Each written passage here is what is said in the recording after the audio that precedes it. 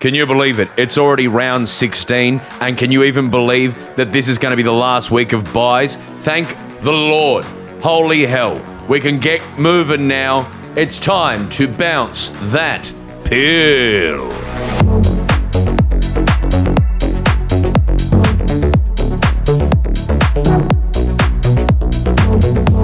Hello, folks. Welcome to another beautiful episode of The Footy with Broden, a weekly jam on AFL football with me, Broden Kelly, and my mate Tom on Mondays. Paddy's over there with the stats. He's keeping us in line. This episode brought to you by AAMI. When clangers happen, lucky you're with AAMI. And it's time for Round the Grounds.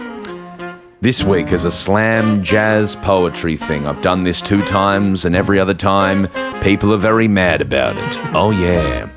Here we go. To see Carlton fall apart, this was improbable.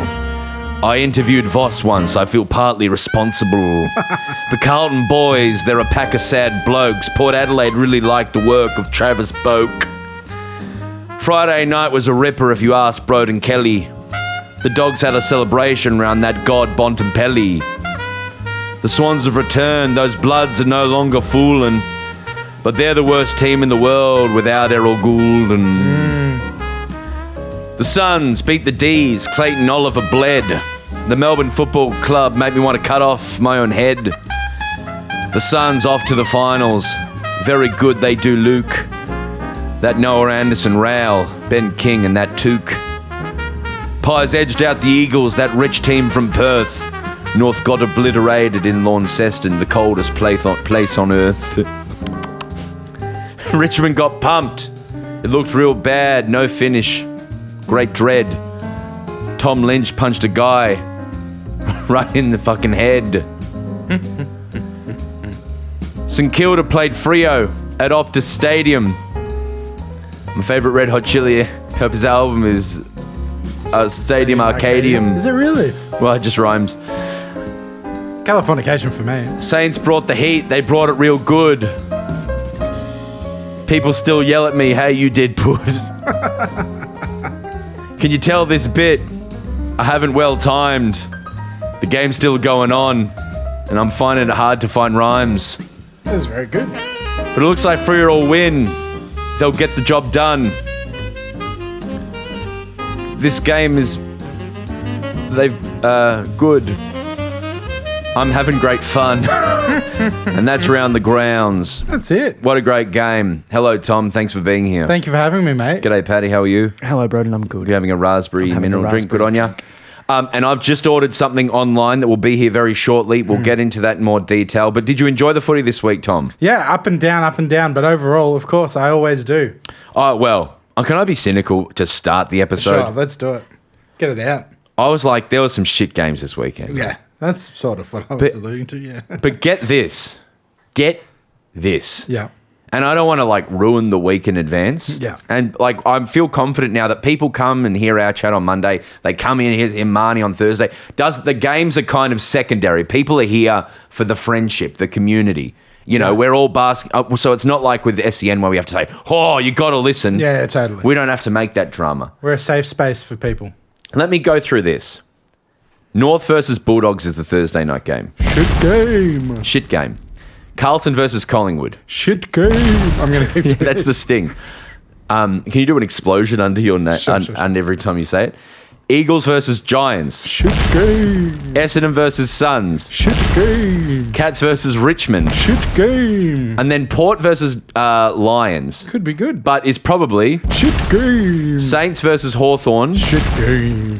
Sydney versus Freo. Pretty good game. Yeah, ripper. Crows versus D's. Shit game. Next week is possibly the worst round of football ever. Yeah, we could have some surprises, which would be fun. But overall... because I've done this now, it absolutely will be one of the tightest. Round ever. What did you want to say, Pad? For $1, Broden, how many top 8 side versus top 8 side games are there next week? One. None. None. And I heard somewhere that mostly this year has been top 8 versus bottom 8 for the most. How does that work? But so what I'm to understand is at some point that I thought was coming, We're going to start seeing 1 versus 3, 2 versus 4, 1 versus 7, 6 versus... you get the drift. Is everyone just beating up on lower teams? Is that, Well, to this point, that feels like every game I've watched. But then also a large part of, I think, is the stopgap in the middle of the ladder where there is a lot of teams who are coming in and out of the 8. Yeah. Do you know what I mean? Totally. But for example, the game that's on right in front of us, this Saints-Freo, Saints are bringing it every week and making contests really good. 100%. But for the most part, there's a big bottom out of teams and there's a few teams who are very, very good. Also, the buys don't help. But what was your match of the week? And it's pretty easy. Yeah, so I'm not sure. A little preamble about What this. the hell is that? I'm not sure, and I'd love to get your opinion on whether I was watching two teams that should be in the top 4 but have been unlucky, or it was just well-evened bottom of the 8 teams, but Sydney Bulldogs. Was the match of the round and was, I think, which was even said on the 7 coverage, is an outstanding Friday night game, which we've had not a lot of. It was a fantastic game, goal for goal, tit for tat. To answer your question, in my opinion, Saints are a very good team who are structurally something weird going on, injuries here or there. Errol Gordon being back. Brody Grundy is now the greatest ruckman to ever live in the last few weeks. I think he heard what I said a few weeks ago, which was really rude of me, and I shouldn't have said it. Now he's fired up. What did you say? I said that looking back on his career now, the AAs he got over Max Gawn looks silly. Yeah, that's rude. That's rude. Rude as. Because since I said that, he's fucking fired up. He's been fantastic. Absolutely incredible goal from him. Yeah. And then Gordon come back in saying 30 disposals, no worries. But No worries. Bont, fantastic. Bramble. Do you know Bramble? Yeah, I know Bramble. Gun. Who is he? This is their ability. Fuck Bramble. Let's talk about Fraser. I mean, we've talked about it before. Well, respectfully to Bramble, we love Bramble. Sure, but I didn't mean it as a negative. I just meant as like this ability to pluck midfielders from seemingly obscurity. Yeah. Like, they've lost Bailey Smith and Dunkley and replaced them with Ed Richards and Fraser. Yeah. Who's like, what are they calling him? Mini Bont, kicked 4 goals and had 30. Like, Yeah, what's crazy? this? What's this mini Bont stuff? I don't think it's kind to anyone to put that sort of pressure on a young player. But God, when he has that thing where he can go forward and be really effective, but also be an incredible midfielder as well. So it sort of makes sense. How good was that 7 rev up that they did, that the team down there did, which was them literally... Did you see it? No, I watched Fox. Oh, it's so good. I watch Fox exclusively. I'm vocally an avid fan of that team. Mm-hmm. It just started cold and it was like asking Sam Mitchell, who would you love to have on your team? And it went through and they interviewed, like at a point when they've interviewed all these coaches throughout the year, they all go Bontempelli. 100%. And you're just like, that's sick. And then 100%. The two things you think about that is like he's got that thing. You hear about like players from other generations where they players who play with this grace and smoothness and everything. Yeah. He really is that, like, and does magical things and wins games for his team. But then also, he's a silent assassin. He doesn't say much. He just goes about it in a really cool way. The other thing I thought is it's a complete and utter blight.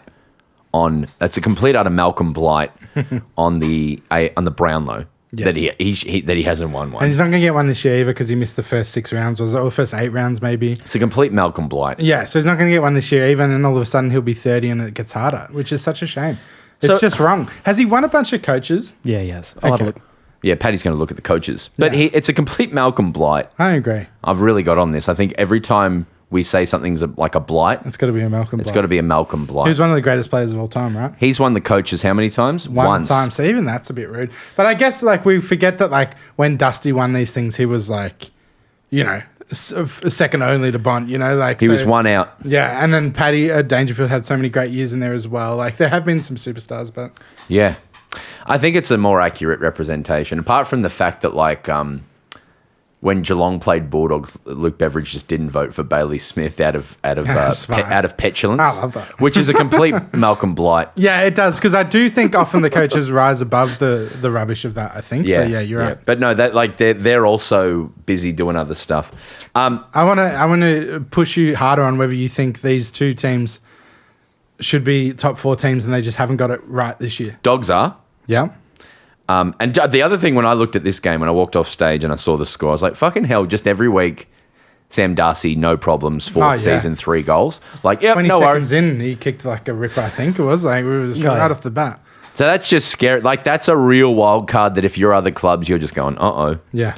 But yeah, so but I don't think Swans this year. I think Swans are premiership hangover vibes, premiership or grand final hangover vibes. Like they're still like, holy shit, we were on the same ground that Katy Perry was on. Yeah. Like that's what you hear in the change rooms. Yeah, I just thought the way they played on Friday, I was like, no, this is a top 4 team that just hasn't got it together this year. I think they'll be incredible next year potentially. Yeah, they could. Yeah, I think apparently Errol Gordon's not tall. No, I don't No, he's think so. tiny. He's like 175. Yeah. Teensy tiny. Yep. Yeah, there you go. Because I can't pick Swans people. I can't pick him out of a lineup. But that he's 175 is insane. That's probably why he slipped to 30s or whatever it was in the draft. Yeah, the Roaring 30s. Yeah. Which is a Malcolm Blight.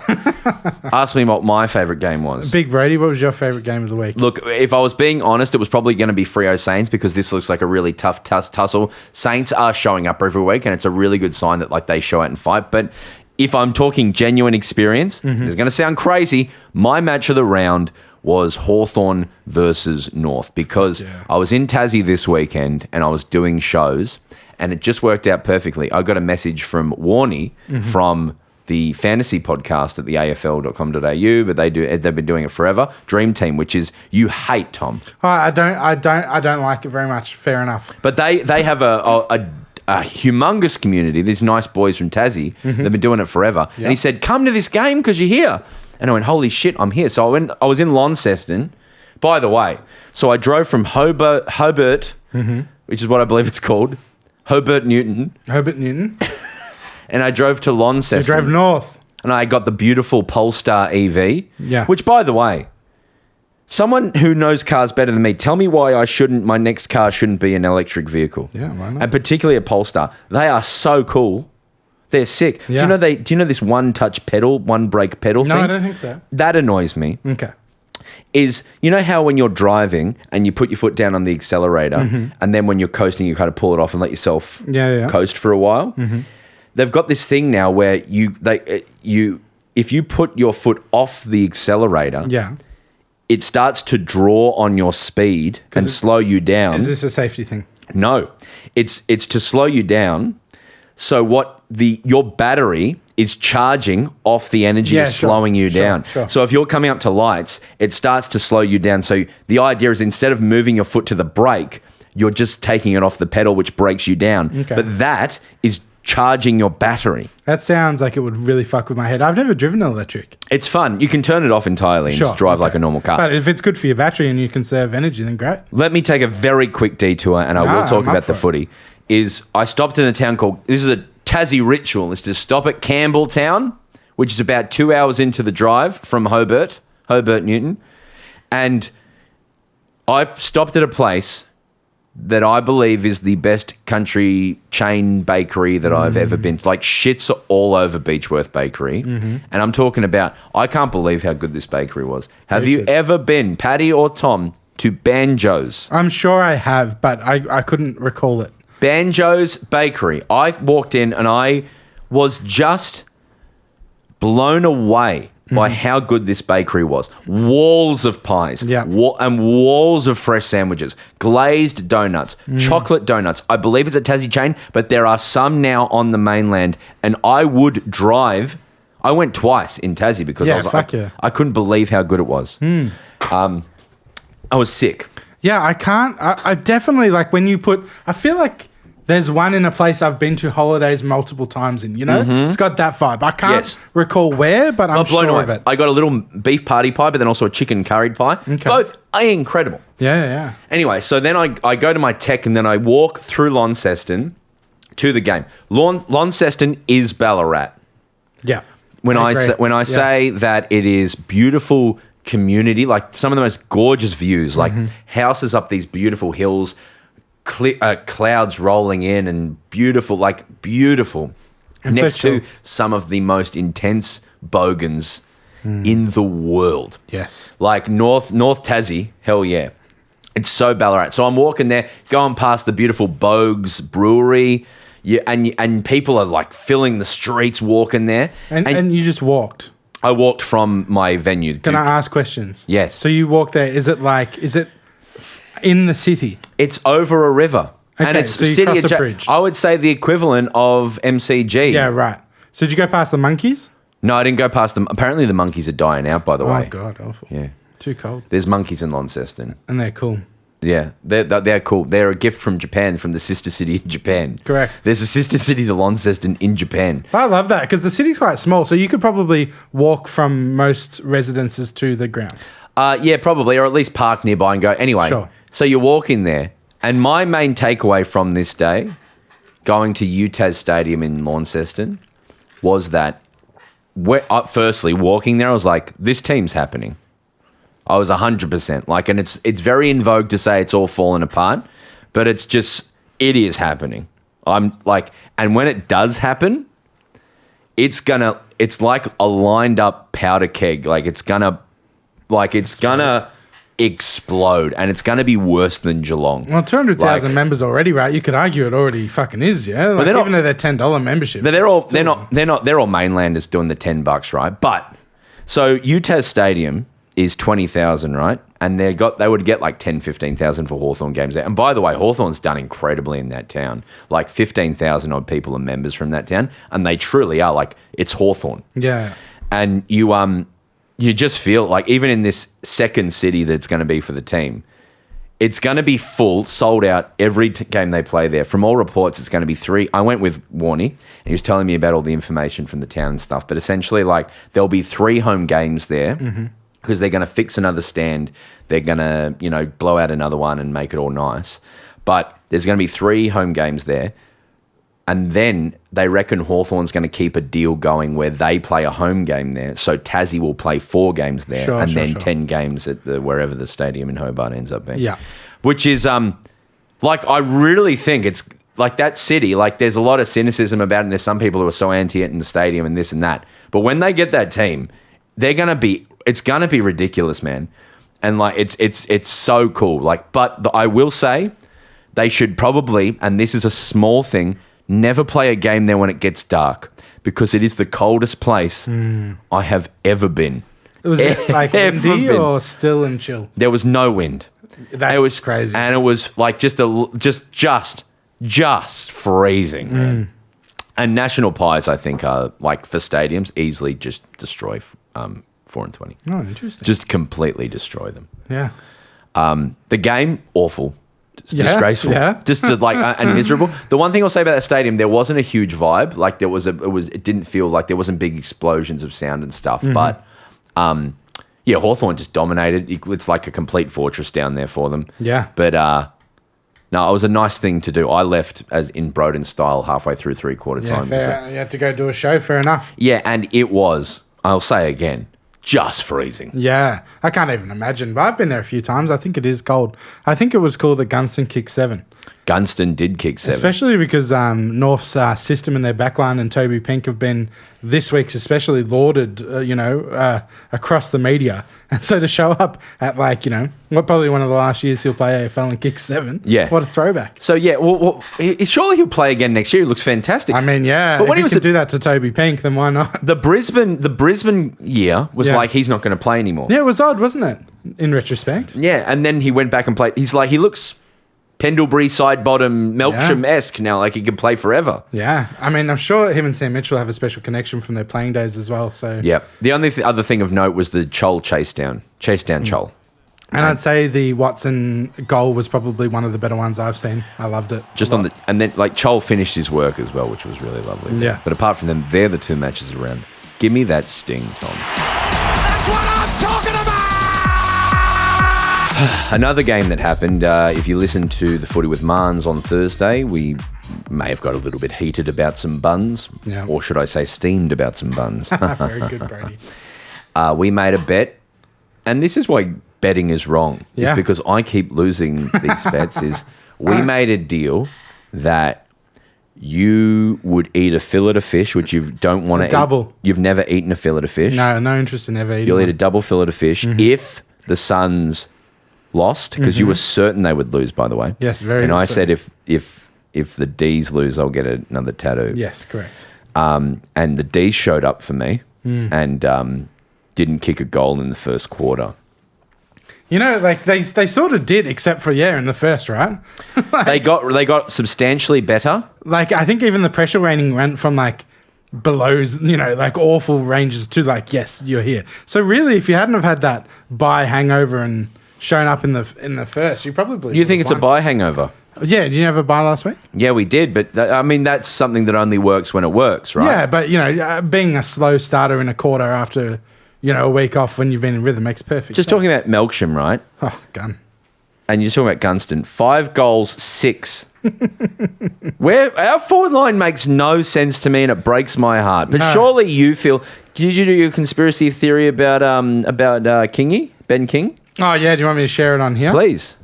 So for a bit of context, Jack Rewalt said last week on one of his shows that basically Ben King is not a premiership forward, and that they should consider getting Tom Lynch up into the Gold Coast for the next couple of years because Richmond aren't going to push for a premiership anytime soon, and especially after today, I would not approve of that. But anyway, I thought about that, and I thought it's very unlike Jack to say that. I feel like Jack's a very positive, really nice person. I think Damien Hardwicks told Jack to put the Moz on him and to rev him up on national TV. You reckon he did it? I thought that, right? But I was like, I'll never even say that. I wouldn't even text that to you guys. It was all internal. That was just a little thing. And then Jonathan Brown on the call said exactly the same thing. He goes, I reckon Jack Rewalt planted those comments of Damien Hardwick to put him under some pressure because Kingy fucking showed up and he really attacked the footy and he was much better than he's been for a few weeks. Well, say something now, Tom. Suns are playing finals. Well, I think we were again so poor. We can't show up against fucking teams like that. We've got a really tough next 4 weeks. Really tough. Remember, you've got 1 in your pocket, so add 1 on. Yeah. I think you're playing finals, mate. I think it's a sure thing now. I don't think so, but I love your optimism. I think we're really scary how much in the back end of at the start of this year, we would come home really strong in the last quarter. Yeah. Now we've started playing really well in the first quarter, then dropping off completely. And then dropping off. But even the commentators in the game were saying it's like we have a post-Darwin thing. Like we are not the team we were pre-Darwin, Like Interesting. we just aren't. It happens every year.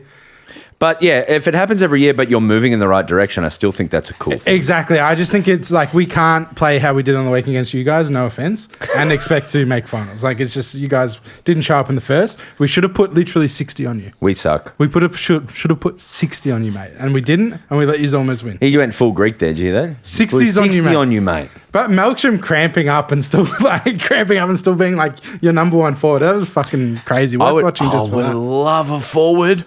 I would love one. Yeah, you can't have Melksham as your number one target, right? Tom, Yeah. I know. Firstly, what tattoo should I get? Well, did you see the one I put on social media? No. I put up a story of like I did a fun little story where I was like, I've worked out what Braden should get, and I moved my head and it was an arm with a big fillet of fish dripping with mayonnaise. Tom, I can't get a fillet of fish. Come on, it's like your identity. You're a little out there, a little different. You want me to, no, I'm not going to. You're beloved and delicious, but not populous. That's the most beautiful thing anyone's ever said about me. There's conjecture about your buns. Yeah, my bum. Exactly. I have 2 tattoos on my buns. Does that count? No. I'd accept a fillet of fish on your bottom. I will take feedback. Like, if you email in, I will take ideas because what I can do, like with the Marnie tattoo, is I can reappropriate it to be something that I want. So it can be an Ansett 747 because planes, bombers, I can extrapolate. Yeah. But, like, I don't know. There's nothing fun with a fillet of fish. No, I don't want a fish sandwich on my fucking arm. I could make you get a Matt Rowell. Now, Tom, Matt Rowell on my arm. Yeah, we have the same skin color, so I can just do an outline. You could have like a Matt Rowell as like a cow eating grass. Yum. What? Eating grass? Oh, yeah, because he ate the grass that time. Yeah, that one time. You there? Yep. I've brought something in on the off chance that you might be interested in trying it. Okay. I have brought in, and you don't have to eat it, a fillet of fish. Now, I've got 2 options for you. Double? I've got it. Spoiler alert, there's a double and there is a single. Okay. Now, I believe... some chippies as well. And I got some chippies for later. But a little drink for Broden Kelly as well. Now... But I'm not going to that double. I'm sorry, Braden. I really feel like I'm not going to like this. Oh I didn't God. think you would want to double, but I just wanted to put the option out there. I believe this is, if you're eating McDonald's, this is no more disgusting than McDonald's. I don't know why. It's just a thing. So maybe this will just break me and change who I am as a person. But even looking at it, it looks gross. And that bun isn't even steamed. It doesn't feel that steamed. For the It feels listeners, Tom exactly the is same. stroking the bun Tom is rubbing his finger I'm over trying a to steamed... feel the steam of it. sensually. Stop it. Just eat the fucking Is thing. there supposed to be cheese on Do it? you, firstly, Yeah. you just rubbed your finger over the bun and kind of proved my point, which is, that's not the same bun, is It's it? exactly the same. It's touching not it the like that. exact... Now you're being, what's the word? Like, you're being... Obtuse. obtuse I there mean, by saying it's exactly... It's technically exactly the same. No, it's technically not exactly the same. We'll discuss this Molecularly, more on it's- Wacky Willy Wednesday, I reckon. Tom is still stroking the bun. Yeah, stop. that's It's making me disgusting. really uncomfortable. It's really disgusting, to be honest. It's molecularly not the same thing. Anyway, we can move on. Dripping in tartar. It is molecularly the same thing. It's just prepared different. Now, it is dripping in tartare. It's like, I think it's a great sandwich. He's going to eat it quietly, not into the I microphone. really don't want to eat. You can just have a little bite. You don't have to have it at all. I'm not forcing you to have it. But he's bitten into it. He's having thoughts, folks. And I think this podcast is about community. It's about loving the footy. It's about trying new things. I tried Launceston Stadium. He's eating a second bite of the fillet of fish. I mean, I'm hungry. Yeah, but you were just looking at it saying it's disgusting, and you And never... it is. I'm thinking I'm going to vomit, but I'm going to have a second bite. It would be unfair not to. It's disgusting. I'm going to vomit. But you've eaten now, I believe, 3 bites. I'm going to go for a third, and can I tell you why? The first was very fillety, and the second one I want a little bit more sauce, and now there's a really saucy bit. I want to try the really saucy bit. So overall, so far, 0 out of 10. A man who is deeply, deeply repulsed by a fillet of fish has now eaten half the fucking burger. Shaking his head. I'll give you it is more mild than I thought it was going to be. Yeah, he thought he was going to have a rich tuna tasting fillet of fish. But that is not nice. That's the only thing I've ever eaten from McDonald's that I was like, that's not nice. In my entire life. Everything McDonald's has ever made, I've been like, oh yeah. I did notice after your first bite, there was this sort of very hard to see tremor that went through your body that was like, oh, God. But I think to be fair to McDonald's, right, and to be fair to you, Broden, is I don't like fish sandwiches though. And this is a fish sandwich. Would you eat a fish finger? No, in fact, when I was a kid, I used to hate fish fingers so much that I hated fish fingers. I hated fish fingers. There's a famous story about fish fingers. Can I tell it really quickly? Yes. This is the weirdest. Did you try them in custard? No, so it was a funny story. I think Braden will like this. You might like it too. But I famously hated fish fingers, right? And I went to stay with my step-grandmother, so my stepmother's mother. I stayed with them for one night, and for dinner, she pulls out fish fingers and chips. I looked and I was like, I fucking hate fish fingers. You said this. How old are you? I'm like maybe 10 or 11. Okay. And I was like, well, I'm not going to offend my grandma. I just ate it. Next day, I saw my stepmother when she came to pick me up, and she's like, what'd you eat? And I told her, I was like, even though I hate fish fingers, I didn't want to offend my grandma, so I just ate them. And my stepmother was like, well, you're exactly like the Dalai Lama. The Dalai Lama is a vegetarian, but even if he was served meat, he would not offend someone who served him meat, and he would eat it. So Wow. you are like the Dalai Lama. So like the Dalai Lama doesn't advocate for himself. He just is a yes guy. No, well, he okay, whatever. He would never offend a host who had offered him food graciously. See, I'm a big alpha bro podcast listener. So what I like to do is I don't eat this, and then I wake up at 4 a.m. I live a day. I'm going to kick your butt. And so was if someone said disgusting. fish fingers, I would say no. I want lean beef. That's a fun story though. Thank you, Tom. Yeah, I just thought it was funny, like how my stepmother made me feel like I was the Dalai Lama. Well, I'm getting a tattoo. You've got a quote from the Dalai Lama. You've eaten a fillet of fish. Hey, give me a sting and let's talk football. Show me the fucking fight! Pies just destroyed Eagles. For Checkers, Brody Myercheck's birthday? No. 150th. 150th. Which is surprising, been such a star for so long. But Started, if you read Marnie's article from Friday, he's played when he's 24. Yeah. Fascinating article, firstly. yeah, Is that he cried, last film he cried in was Coco. yeah, fair enough. Have you too. seen Coco? Oh, yeah, it's very sad. One of my son's favorite. Stand at the beat of my own drum. Dance to the beat of my own drum. See, this is what happens when you eat a fillet of fish. That's Lin-Manuel, yeah, I think. Unless I'm getting colour the come back movies into his eyes. completely confused. Am I getting them confused? I don't know this era of Disney very, very well, but it could be that whole Encanto. Oh, is that what I was thinking of? Encanto is Lin-Manuel. I know that. No, he did musical aspects of Disney's Coco. Okay.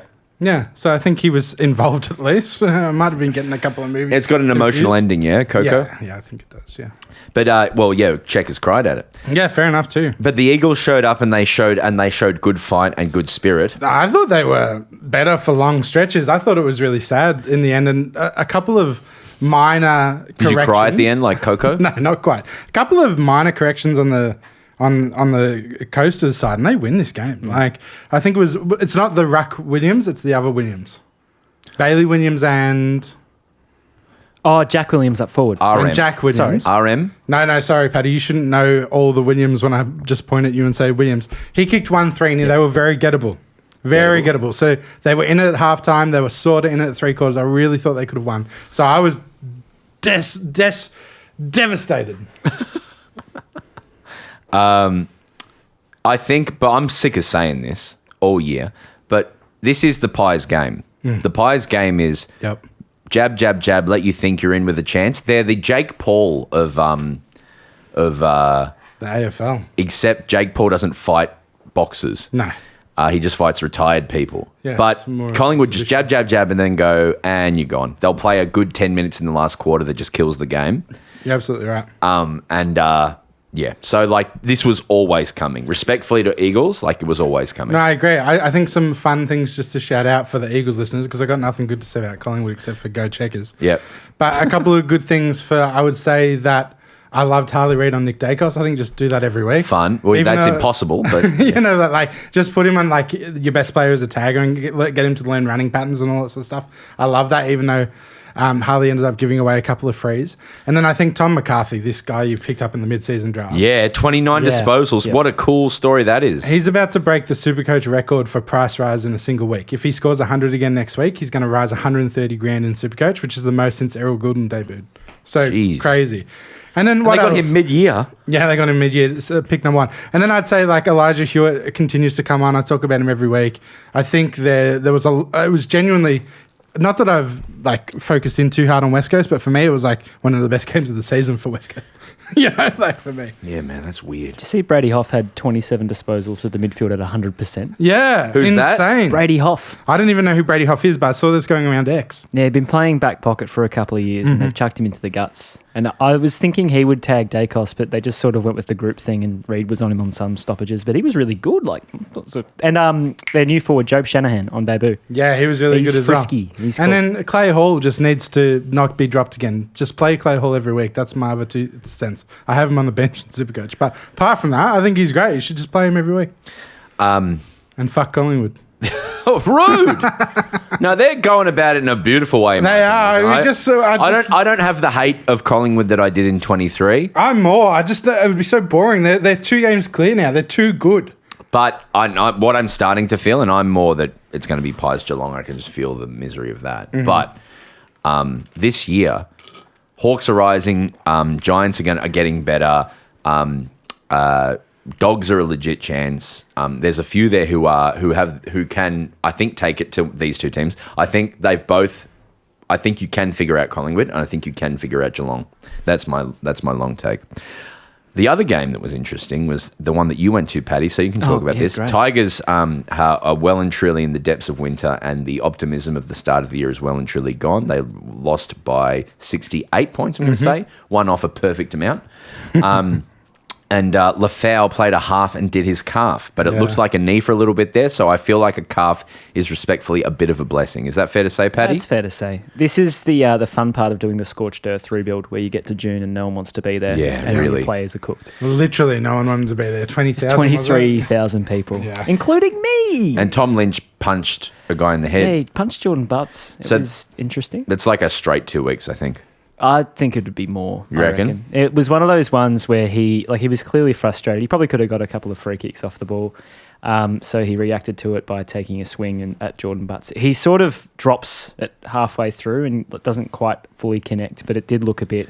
He does out of stuff. 1973. He looks like a giant Labrador, But he gets these little moments where he has a little brain fade. I think this has been coming for 3 weeks for Tom. Like he's just looked increasingly more frustrated because the ball's been kicked to him along the ground, and then he's like double teamed by the team's defence, and he's just lost the plot. It was pretty ugly. 100%. He was so frustrated. At 3/4 time, he was on the lowest ever Supercoach points ever. He was on minus 15 at 3/4 time. Oh my God! Because he was just had only negative impact on the game. So I understand, but yeah, look, I'd say on optics, I'm expecting more than 4 if they can. But because I don't think Jordan Butts wasn't seriously injured, I think you might be right and it might be lower. But on the optics, it looked really bad. Even on the replay and the slow motion, it looked really bad. So I think they'll try and go after him, I think. It's the potential to cause injury on the matrix where they can send him to tribunal. And I think they'll probably want to do that because it's just something where it's an easy opportunity for the AFL to have a win and go, we're not doing that ever again. Yeah. I just talked about the teams who are legitimately showing that they could be a chance, and I didn't mention the Crows, so I am sorry to the state of South Australia because they are looking a lot better. They obviously just played Richmond today, but no, they won by 122 points. They put on, 32 scoring shots? It's crazy. 32 scoring shots. So that is their thing, is they are so volatile down forward. They're so, potent. And on the volatility, apparently, Makalani is an excellent player and had no small forwards from Richmond to play on. So, fuck it, he's got no one to defend. Let's send him forward because there was no one in Richmond to defend. Phil Thorpe kicks 5. By the way, I was thinking about this during the game when I was watching it with my mate, Brent, and we were discussing, you look at Riley Thilthorpe and I think that's not a Riley. He doesn't look like a Riley. No, that's right. Yeah, he looks more like a... I was thinking of Gordon Thilthorpe. Oh, is the beard part of that or what? I'm not sure. I think what about a Jack Thilthorpe? Oh, yeah. I mean, Jack's the go-to for everyone Jack's in the easy. AFL. Or what about... Wallace. Well, give him a Greek name. You love Greek names. Do I? Yeah, we got Atlas and Acadia. What else do you call him? Oh, we can call him Zeus. He does look like a Zeus. He's a Zeus. Give him a Zeus. Yeah. Zeus Thilthorpe? Zeus Thilthorpe. That's his new nickname. That's a good point. I want to say, and I've been on this guy for a while, but Dan Curtin is arriving, mate. Played a very good game. 2 and 26. Not bad. 3 goal assists. Yeah, I think he's coming. Did they push him forward? He sort of played a bit between the arcs. He started the year forward, but because they've got so many big boys, they've pushed him up the ground. So he sort of let up, ticked back, and just dynamic. Nearly 500 metres gained as well from a half forward. It's pretty nice. Tall guy, top 10 draft pick, but went 11, I think, or something like that. Well, I think so. He, I really rate him quite highly. I think West Coast really wanted him. 8th, yeah, and they couldn't get him. But yeah. Crows, who have the Crows got from here on out is the genuine question. Shall I read do them they out start? to you? Yeah, please do. So I know they've got Sun soon, but next week they have got Melbourne on Sunday. Walk in the park. At 3:15 should be a smashing. Oh, no, hang on. Is that in Adelaide? Yeah, it is, yeah. You're going to fly over for it? I was going to say, and there's no way this can happen, we should go over and broadcast from after the game at Adelaide Oval. We can absolutely do that. What's stopping us from doing that? We're just all so busy. Yeah, I'd make time to do that. Let's I'll go. do that. We have the gear, we have the determination, we have the frequent flyer points. Yeah, Paddy. I've got 400,000, so You got 400,000. I do not. We're getting. Let's put that on the maybe list. okay, great. Maybe if we can get the Crows to Give us a ticket or a give it box. A box. like, Hello to like, Ann Fed if you're listening.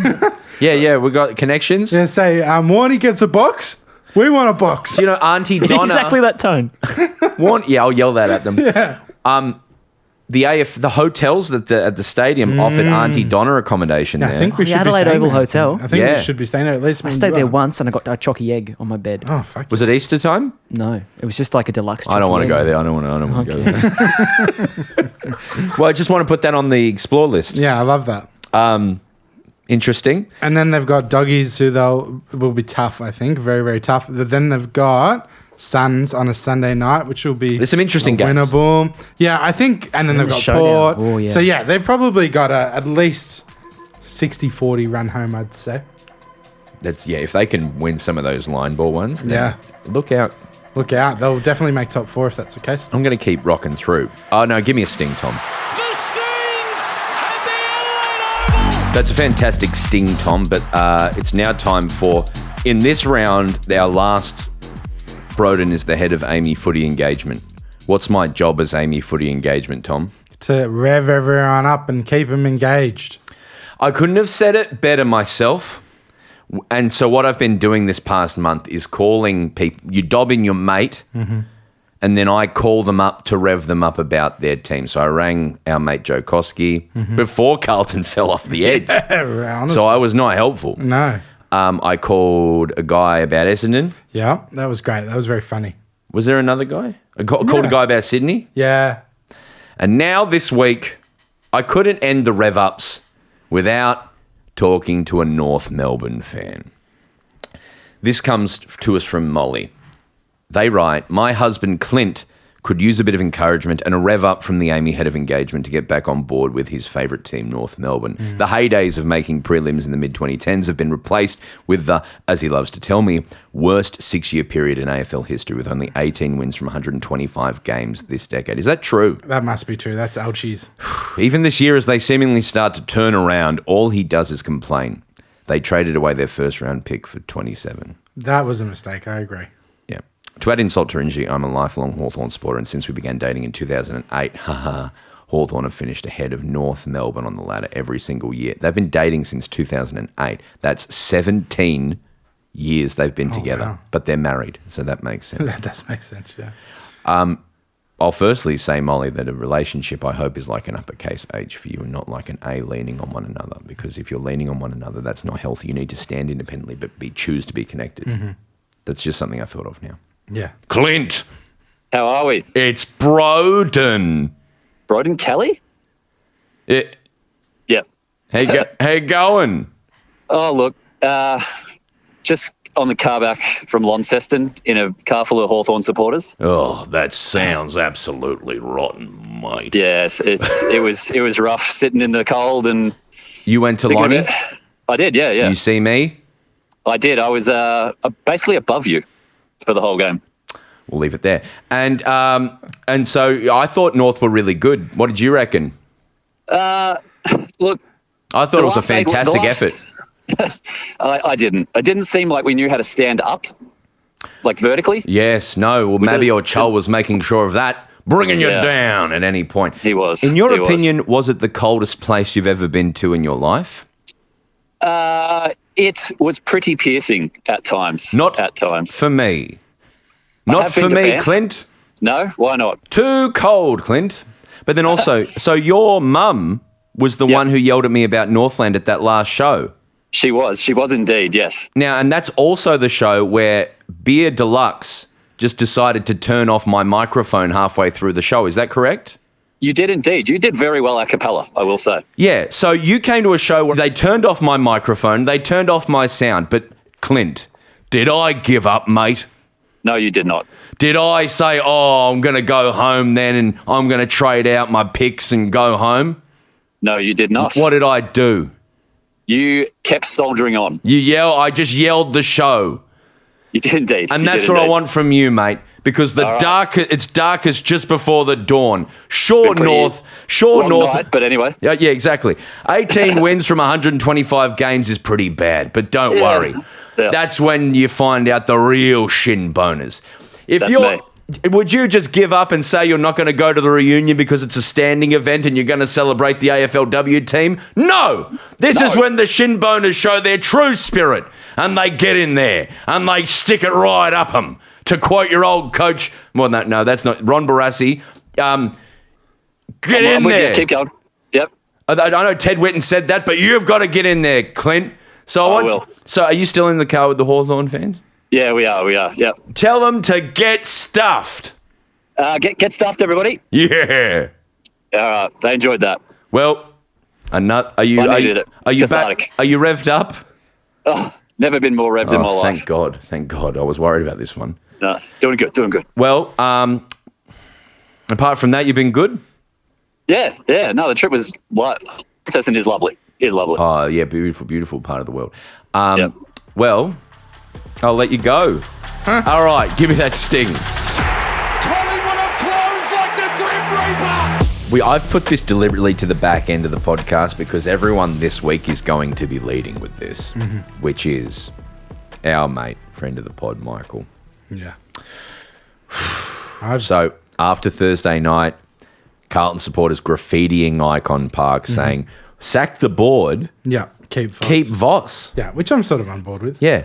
And I did it pretty quickly. I was pretty fast with it, and no one saw me. So, but like, you know. Can I give, here's where I'm at, right? And I've been happily wrong about this. I was wrong about Clarkson earlier in the year when we spoke about, about North and what they need to do. Yeah. So happily be wrong here. But after that, I was like, I backed them so hard on Wednesday. So did you. I said, they'll turn it around. They'll come out to play for the coach. They will fire up and they will beat Port. And they didn't. And that makes me worried now. That was the first time all this year I was like, maybe they do need change. Because I just saw that and I was like, if you're not going to show up against Port on Thursday night for your coach, you're not going to, I don't think. So it worries me. I wrote listless. But Jared Waitley said it was like PTSD. Like it was a group of people who've seen the collapse of their club. Like the older boys have seen the collapse of their club like 4 times now. And they know this feeling of like a big embarrassing loss and the coach getting pressure, and this is people who have experienced this 4 times. Yep. And when you talk about clubs like Hawthorne, or you talk about clubs like that don't have that misery attached to its trauma, it's a real thing. And like I'm sure Cripps feels it, I'm sure Kerno feels it, and I'm sure Walsh feels it. Like and Mackay, and Wiedering and all these older guys, right? They're carrying it. Yeah. So I think you got to make our change. You could flush out all that trauma and get rid of the older players and rebuild and do like a West Coast or a Richmond. It would be brutal, and keep Voss. Or you let Voss go and see if there's someone who can fire him up. Whether Voss is right or not, they just can't keep sacking guys, man. Like, it's not the answer. Yeah. You don't have that luxury anymore. You don't have that privilege. I agree. I just feel like it just felt, I'm saying for the first time I was like, oh, maybe they need huge change here. I don't know what that change is. But then also head coach, what is the job of the head coach? I think a lot of the times I think I've heard Buckley talk about it. It's just delivering a message. So it's not necessarily needing to be the number one tacticianer or the number one anything. It's just delivering the message to the players and making sure that they play for you. You know? So, and that's what I was feeling like, oh my God, that didn't happen on Thursday. So that's where I was like, oh my God, that's where the coach is failing. That's sad. Looked on the other side. Well, firstly, shout out Travis Boak, maybe the most loved Port player ever. Yeah. I'm trying to think of who would be more loved. I know one of them's ruining his reputation at the moment. Warren Tredrea is probably not one of the most loved anymore. No, could have been. But then, in the 90s when I lived there, Wanganeen was the guy. Yeah. Everyone loved Wanganeen. In the 2000s, Robbie Gray was much beloved. Oh, Robbie Gray for sure. Ebert. Hamish Hartlett. Yeah. John Butcher. Yep. No, but I think Stephen Salopek. He should be the most loved of all time for sure. What a champion. Do you remember when Chris Scott and the team went over there and put a big sell to him, and he could and potentially should have gone to Geelong, but he went, nah, I'm a Port guy. I'm a Port guy. And they love him. Yeah, I love him too. I've always liked him. And it looks like in the coach's box for the Port Adelaide Power, who were going to be the first Adelaide team in the AFL, fun fact. Did you know that? Yeah, I read about that just this weekend. Who was... I think I said it to you. Do you? Okay, yeah. And then Adelaide, and then Sanford went, can you fucking not? Yeah. Can we put one in though? Oh, okay. Yeah. Anyway, looks like the change has happened. Yes. Looks like... It was in the back row. Looks like he's taken a back seat. Yeah. But then he denied that. He was like, I just like sitting... He sat in the box for the first time in 4 years. Because Ken's always... a side stage, and then this time he went into the coach's box, but not only into the coach's box, but into the back row. So it definitely felt at least symbolically once again, a back seat. Once again, what does the coach do? Yeah. Just good messaging, I think, these days. Just good messaging. But yeah, Port, you're right. The Port are a weird one. I know. The one time I don't fucking tip them when I've been tipping them all fucking year, they should really show up. And the last game I believe we haven't talked about is the one that finished. I thought Saints, as I said, Saints are putting on really good performances at the moment. I know. On a team that, from all reports, everyone's they don't have the greatest list. They could rise quickly. They're handling it really nicely, and Freo are getting the wins they need to. So a win-win for both, I genuinely reckon, this game. Yeah, I'm surprised that it's a bit sad that Saints couldn't win last week and couldn't get it done this week. It's my first thought. Second thought is they came home really strong last year, so we might be seeing the start of that. And third, here's my main takeaway from this game. It was always odd that they were going so hard over after TDK, and it made even less sense after today. Rowan Marshall was so good today. Rowan Marshall will get moved on for sure, won't he? But why? Why would you pay 1.8 million for TDK when you've got a top 5 ruck in your system already? Clearly, it makes no sense. But then also, like that Carlton game, you don't walk it out of that game going, well, at least TDK is incredible. Yeah. Because when the fight was on, he was below, if not average. Yeah, rucks can't influence contests too Disagree, much. Max Gawn. Yeah, but even him, like he didn't get. It's very hard from that position, I think, to take over a game like a full forward can or certain midfielders. But Well, if you I can agree do, they're if you, important. Ruckman, I think, are at the best when they are dominant in the middle and can help clearance, but then also have a second string to their bow. So Lukey Jackson can kick goals. Play Maxi can do midfield. intercept marks. Yeah, 100%. Cherry can just bash. Yeah. But Rowan Marshall had 22 disposals, one of the best goals I've seen all year. 26 hit-outs. He was just fantastic. And it's like, that's more than serviceable. Even if TDK was 10% better, how's that going to affect your win margin, do you think? The other side of it, I think, is they've asked a fuck ton of midfielders and they've none all of them said said no. no. So they're at a point where they're like, we need an A grader of some kind in this team. I think Rowan Marshall is an A grader. That's the only thing I would say. I think he would probably third best ruck in the comp, potentially. That's a hot take. Is it though? You got Sherry, Gawn, and then it's Marshall or Cameron or, like really between Marshall and Cameron. That's I a think. good take. I And like TDK when he's on. And TDK. But I was like, Rowan Marshall will go to Geelong or something. Yeah, and in which case, good on him. I just think that would be a huge list fumble. I think as long as he wants to stay for less than 1.8, keep him, use the money on something else, please, Saints. The other thing is that Marshall is a tick under 4 years older than De Koning, so he's 30 end of the year. So you start to look to that. So they should pay Rowan Marshall like 1.1 Exactly, yeah, that's because it. he's a little bit younger. Did you see Alex Taru? Yes. Gun, right? He's freaky. What's the story with Taru? He had 14 spoils. The next most was 8 in his second game. Every time he jumps at the footy, I think he's about to jump out of the stadium. It's alarming. That's cool. He's really fun. And Jay Clark from Triple M kicked 31 and he kicked the three. Oh, sorry, that's Jordan Clark. 31 disposals and a goal. It's nice to see someone from actually leave Geelong and be a gun. Yes. As opposed to go to the Geelong and be a gun. It's really nice. Yeah, it's interesting. Brayshaw doing his thing. Who's the goal kickers for them? Tracy 3, Luke Jackson 2. Jackson and Darcy looked good today. Yeah. They made it look like it could work. They did that thing a little bit where they were both playing midfield a little bit. I liked it. Freo, how's Freo's run from here? Probably sizable, right? They've just got into the 8 at the end of the round, I believe. No, they're in the 6 now. So, fuck, nice. They'll definitely play finals. We were down on them 4 or 5 weeks ago. Big Good on 3 you. weeks. So Congrats. Sydney SCG, then Hawthorne in Perth, and then Collingwood at the MCG. No easy ones. No. So they've won 6 on the trot, I believe. And the only other team who's sort of managed to do that is Collingwood. So they're in form. Yeah. That's a good game, that MCG one in a few weeks. Mark that in your calendar. That's a top 8 battle. Mark that in your scrap. Sunday Arvo footy. Yeah. Now, Tom, give me a sting because it's time for headlines. Look at the dogs on the mark! Look at them! Now, I didn't tell you to prepare any. I just did it anyway. I haven't prepared any. But I was just going to say it's going to be Voss. Yeah, I had Voss got to go. I think, though, the one thing that will dominate even more than Voss is Tom Lynch. I think everyone will just be talking about if he gets suspended for 6, people will say it's too much. If he gets suspended for 2, people say it's too little. It'll just be non-stop. He'll go straight to tribunal. Yeah, It'll be a big discourse. I respect that.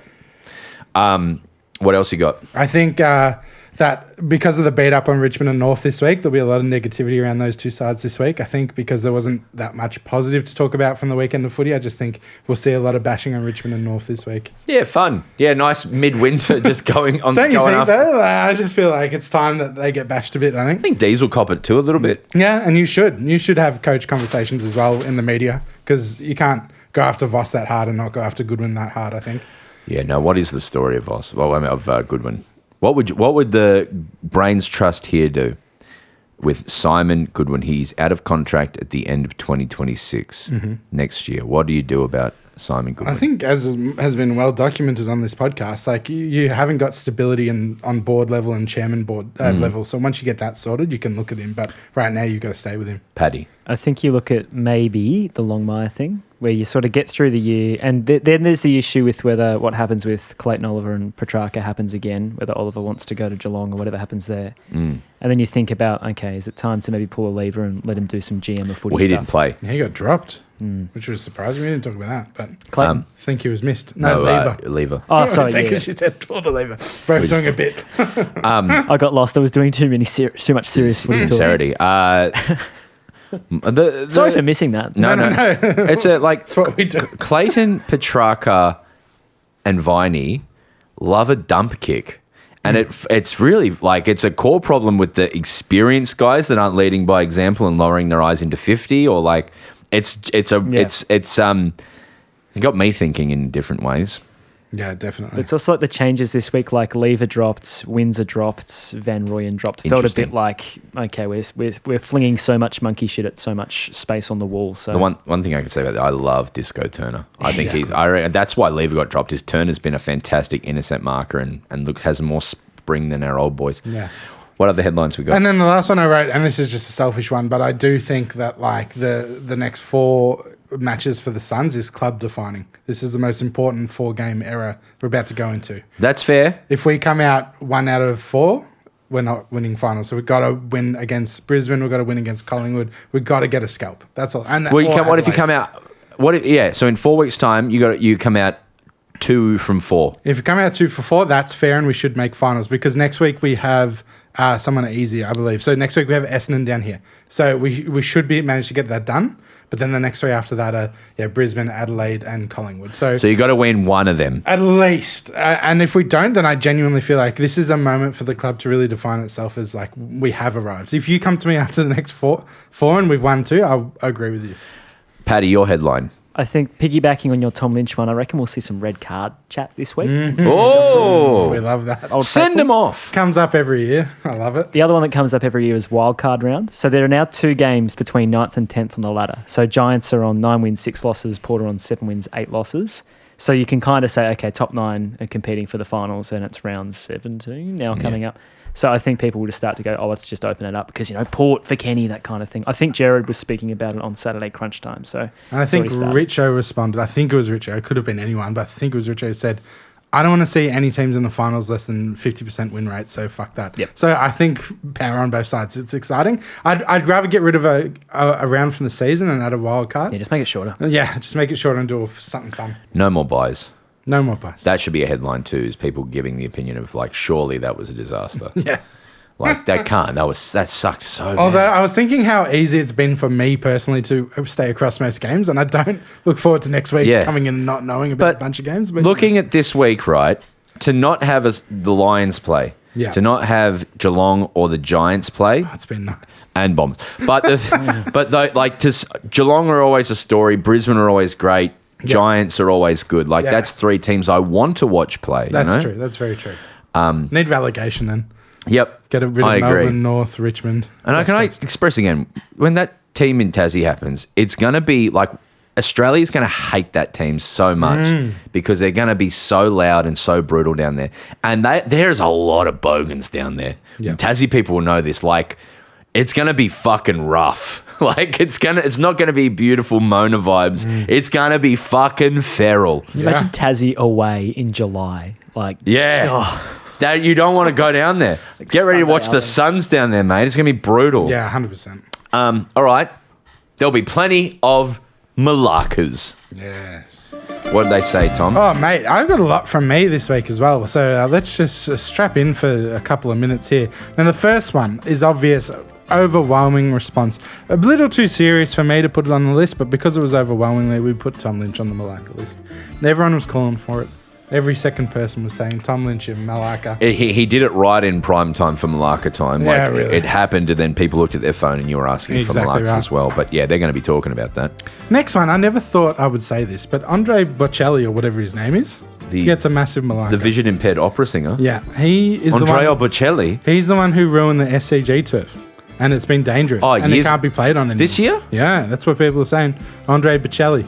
Is that how you say it? Andrea Bocelli? I really can't believe he's alive because he was old in 1996 when he did the prayer with Celine Dion. So people are saying to Broden that it's actually dangerous and they can't play more games on their city. It's how serious people are saying it is. You said it to Broden. People are saying to Broden. I'm saying people are saying Broden that it's so serious. Because no one said that to me. Because I think John O'Brien even was like, he'd seen a broken leg in turf like that before because it's so slippery and so stuff. So watch and see, but they can't move games from the SCG, I guess. No. But they might if someone's going to break their leg on the turf. No, I don't think it'll ever get to that. But yeah, Andrea Bocelli, you're a malacca. Yeah, you're a malacca, mate. Ruining our hallowed SCG turf. Now, this is a common one that came in. Only 2 games on the Sunday and they overlapped. Like, just put one at fucking 2 o'clock. You know, I believe that's a Channel 7 mandate. That 2 must overlap on the Sunday. Yeah, it's like Jesus on Sunday. It's like 2 must always overlap. No, the games are too long now. Yeah. So the game down at Hobart, I looked at the clock and it was 36 minutes or something. Yeah. I remember when I was a lad, when I was your age, Paddy, you'd look at the clock and go, 27 minutes, this will be over soon. There's a chance there's another 10 minutes. Yeah. It's too long. So I believe Channel 7 is fudging with their time. Yeah, It's 3:15 starts now instead of 3:20 as well for that Sunday slot, I believe, for the rest of the year. And I think that's got a lot to do with the footy going into the news. Sure. Also, Channel 7 make Kate McCarthy do 19 hours of television on Channel 7. This, what's it called? The tackle or the the Sunday footy feast. footy feast? Footy feast. And then there's one It's on after Friday the night footy. Yeah, the wash up or whatever Yeah. it is. Yeah. Can I just say, on the Sunday thing as well, I've never ever had this before. The Richmond game was over, as you know, as in it was a blowout. And the Freo Saints game was continuing, and I was driving here. And I checked SEN, ABC, and Triple M, and none of them had the Saints Freo game. And I feel like that's the first time I've ever had that, where I couldn't, on my radio dial, find the Freo Saints game. Isn't that odd? That's like the 2000s or the 90s or something. Yeah, they all just had, I guess maybe it's a Melbourne thing. They just felt like no one wants to listen to St Kilda Freo, I guess, or they just prioritise it. I don't know. It was just odd. I've got a malacca for you and Mark Bonanno. What? Not knowing how to spell peak. Lots of emails. My fault as well. PEAK. Is for what it having is. a peak at something. Yeah. Yeah. No, it's double E. Yeah. Yeah, right. Mark would never know that.